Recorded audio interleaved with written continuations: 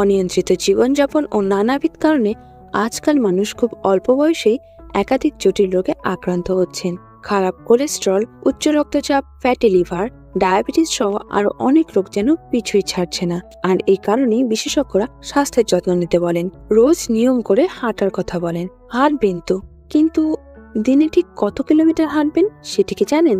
ভারতীয় যোগ বিশেষজ্ঞ সিদ্ধার্থ লাহিড়ী বলেন, একজন মানুষের দিনে অন্তত 4 থেকে 5 কিলোমিটার হাঁটা উচিত। তবে কারো যদি হাঁটুতে সমস্যা থাকে বা পায়ে ব্যথা থাকে, তারা বিশেষজ্ঞের পরামর্শ নিন। বিশেষজ্ঞের পরামর্শ মেনে হাঁটুন, এতে শরীর সুস্থ থাকবে এবং একাধিক রোগ থেকেও দূরে থাকতে পারবেন।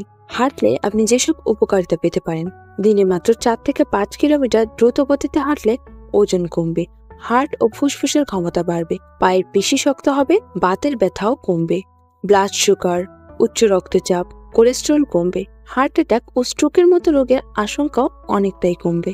এছাড়া আপনি মানসিকভাবেও সুস্থ থাকতে পারবেন। আচ্ছা, কতক্ষণ হাঁটবেন সেটি তো জানেন, কিন্তু কিভাবে হাঁটবেন? অনেকে হাঁটতে বের হয়ে ধীরে ধীরে হাঁটেন।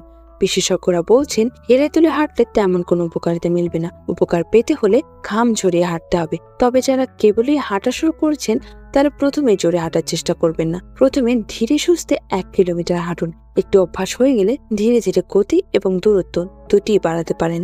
আচ্ছা, কতক্ষণ হাঁটবেন সেটি জানলেন এবং কিভাবে হাঁটবেন সেটিও জানলেন, কিন্তু কোন সময় হাঁটবেন এটি নিয়ে আমাদের অনেকের মনে দ্বিধাদ্বন্দ্ব থাকে। ডাক্তারদের মতে সুস্থ থাকতে হলে সকাল সকাল হাঁটতে হবে।